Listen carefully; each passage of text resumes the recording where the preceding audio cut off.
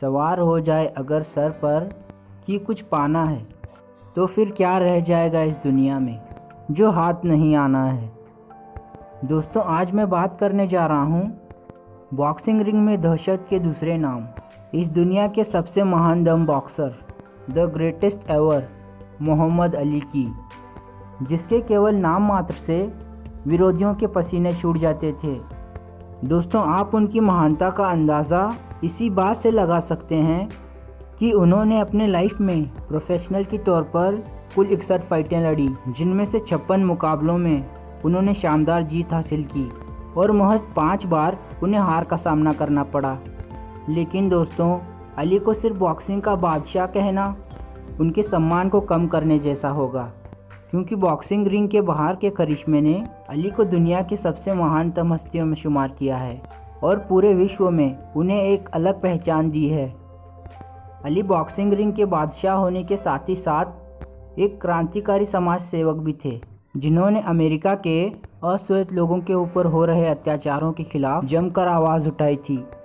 तो चलिए दोस्तों, बिना आपका समय खराब किए हम द ग्रेटेस्ट मोहम्मद अली को ज़रा करीब से जानते हैं और उनके अद्भुत जीवन से कुछ प्रेरणादायक बातों को सीखने की कोशिश करते हैं। मोहम्मद अली का जन्म 17 जनवरी 1942 को अमेरिका के केंटकी राज्य में लुइसविले नाम की जगह पर हुआ था। बचपन में उनका नाम कैसियस मार्कलेस क्ले था, लेकिन बाद में उन्होंने इस्लाम धर्म को अपनाते हुए अपना नाम बदलकर मोहम्मद अली रख लिया, जिसके बारे में मैं आपको इसी वीडियो में आगे डिटेल में बताऊंगा। दोस्तों, अली को अपने रंग की वजह से बचपन से नस्लीय भेदभाव का शिकार होना पड़ा था, क्योंकि जब वो पैदा हुए थे उस समय नस्ल चरण पर था और सभी सुविधाओं का बंटवारा लोगों के काले या गोरे रंगों से किया जाता था। एक बार बचपन में एक दुकानदार ने अली को केवल उनकी रंग की वजह से पानी पीने से मना कर दिया था और यह बात उनके दिल को चोट कर गई। उसी समय अली ने इस भेदभाव को ख़त्म करने का ठान लिया। दोस्तों, अली की बॉक्सिंग की शुरुआत भी एक बहुत ही इंटरेस्टिंग घटना से हुई। हुआ कुछ यूँ कि अली जब 12 साल के थे, उनके पिता ने उन्हें एक साइकिल गिफ्ट की थी। अली उस साइकिल को बहुत पसंद करते थे और उसकी जी जान से देखभाल करते थे, लेकिन दुर्भाग्य से उनकी उस साइकिल को किसी ने चुरा लिया, जिस बात से उन्हें बहुत दुख हुआ। लेकिन अली ने ठान लिया कि वह बिना किसी के सहायता से खुद ही चोर को पकड़ेंगे और उसको सज़ा देंगे। इसी बात को मन में लिए वे अपने एक जान पहचान के पुलिस अंकल के पास गए और फिर साइकिल चोरी की बात बताते हुए उनसे चोर को पकड़ने का तरीका पूछा। इस बात का जवाब देते हुए अंकल ने कहा, बेटा, चोर को ऐसे ही थोड़ी ना पकड़ा जाता है। चोर को पकड़ने और सज़ा देने के लिए तो बॉक्सिंग आनी बहुत ज़रूरी है। इस बात को अली ने सीरियसली ले लिया और तुरंत ही बॉक्सिंग सीखना शुरू कर दिया। लेकिन समय बीतने के साथ ही साथ उनके अंदर मानो बॉक्सिंग का जुनून सा हो गया। और फिर क्या था, 6 साल बाद 1960 रोम ओलंपिक ने दुनिया ने अली का असली रूप देखा, जब उनका मुक्का गोल्ड पर जा लगा। उस समय अली की उम्र केवल 18 साल की थी।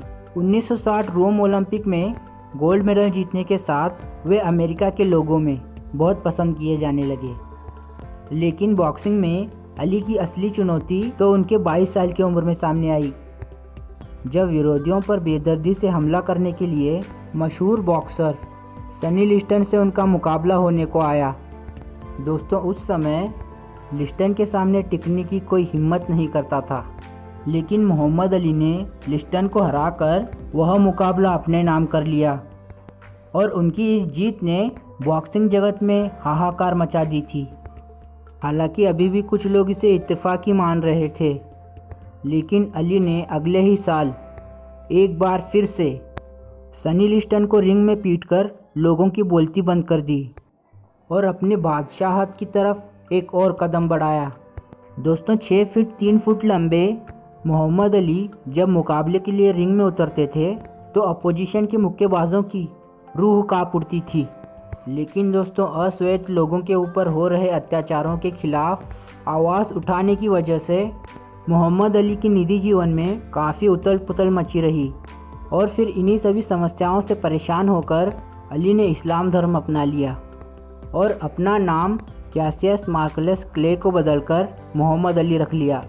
अली अपने पुराने नाम को गुलामी की पहचान कहते थे, लेकिन यहाँ से उनकी परेशानियाँ कम नहीं हुई बल्कि और भी बढ़ गईं। वियतनाम युद्ध के समय अली ने अमेरिकी सेना के साथ जाने से मना कर दिया, जिसकी वजह से उनके सभी मेडल्स उनसे छीन लिए गए और इसके अलावा बॉक्सिंग लाइसेंस और पासपोर्ट को जब्त कर उन पर बैन लगा दिया गया और 5 साल की जेल की सज़ा सुनाई गई। लेकिन मोहम्मद अली का हौसला अभी भी पस्त नहीं हुआ। उन्होंने अमेरिकी सरकार की कार्रवाई के खिलाफ लड़ाई लड़ी और आखिरकार कोर्ट ने उनके ऊपर लगे हुए आरोपों को सही नहीं मानते हुए फैसले को बदल दिया और उन पर लगाए गए सभी प्रतिबंधों को हटा दिया। मोहम्मद अली ने 1971 में करीब 3 साल बाद फिर से रिंग में वापसी की, लेकिन वह वापसी के बाद का पहला मुकाबला हार गए और इसी के साथ उनका कभी न हारने का रिकॉर्ड टूट गया। लेकिन फिर अगले ही फाइट से अली फिर से जीत की राह पर लौटे और फिर उसके बाद से फिर कभी भी पीछे ना देखते हुए बॉक्सिंग में अपनी बादशाहत कायम की। दोस्तों, मोहम्मद अली को इतिहास में दुनिया का सबसे बड़ा हैवीवेट मुक्केबाज कहा जाता है। उन्होंने 3 बार हैवीवेट चैंपियनशिप अपने नाम की हैं। आखिरकार बॉक्सिंग के सभी रिकॉर्ड्स को तोड़ते हुए उन्होंने 1981 में अपने कैरियर की अंतिम फाइट लड़ी और फिर 1984 में उन्हें पार्किंसन नाम की बीमारी हो गई, जिस बीमारी की वजह से उनके हाथ पैर के साथ ही साथ जुबान भी थरथराने लगी। लेकिन अली का संघर्ष आखिरी दिनों तक चलता रहा और वो दुनिया भर में शांति और दोस्ती की तरफ कदम बढ़ाते रहे। 2005 में उन्हें अमेरिका के सबसे बड़े award presidential medal of freedom से सम्मानित किया गया। दोस्तों, अगर अली के पर्सनल लाइफ की बात की जाए तो उन्होंने 4 शादियां की, जिनसे उन्हें कुल 9 बच्चे, 7 बेटे और 2 बेटियां हुई। उन बच्चों में उनकी सबसे छोटी बेटी लैला अली भी बेहतरीन बॉक्सर रही हैं। दोस्तों, मोहम्मद अली ने अपने किसी भी फ़ैन को ऑटोग्राफ देने से मना नहीं किया, क्योंकि जब वो छोटे थे तो उन्होंने उस समय के फेमस बॉक्सर सुगर रे रॉबिन्सन से ऑटोग्राफ मांगा था, लेकिन रॉबिन्सन ने उन्हें ऑटोग्राफ नहीं दी और टाइम ना होने का बहाना बनाते हुए आगे निकल गए। रॉबिन्सन के उस बात का अली को बहुत दुख हुआ था और वो नहीं चाहते थे कि उनके मना करने से उनके किसी फ़ैन का दिल टूटे। आखिरकार शांति और दोस्ती की तरफ कदम बढ़ाते हुए हैवीवेट बॉक्सिंग के इस बादशाह ने 3 जून 2016 को इस दुनिया को अलविदा कह दिया। लेकिन दोस्तों, बॉक्सिंग करने वाले आएंगे और चले जाएंगे, लेकिन द ग्रेटेस्ट एवर हमेशा एक ही रहेगा। दोस्तों, मनुष्य अपने विचारों से बना होता है। वह जैसा सोचता है वैसा ही बन जाता है। अपनी सोच हमेशा पॉजिटिव रखिए, क्योंकि दुनिया में कुछ भी असंभव नहीं। जीत की खातिर बस जुनून चाहिए, जिसमें उबाल हो ऐसा खून चाहिए। ये आसमां भी आ जाएगा ज़मीं पर दोस्तों, बस हमारे इरादों में जीत की गूंज चाहिए। आपका बहुमूल्य समय देने के लिए बहुत बहुत धन्यवाद। दोस्तों, अगर आप सबको ये वीडियो अच्छी लगी हो तो इसे एक लाइक कर देना, और अगर आप चैनल पर नए हैं तो इस चैनल को सब्सक्राइब कर देना और उस बेल आइकन को भी प्रेस कर देना। और दोस्तों, आप सबको ये वीडियो कैसी लगी मुझे कमेंट करके ज़रूर बताना। तो चलिए मिलते हैं नेक्स्ट वीडियो में।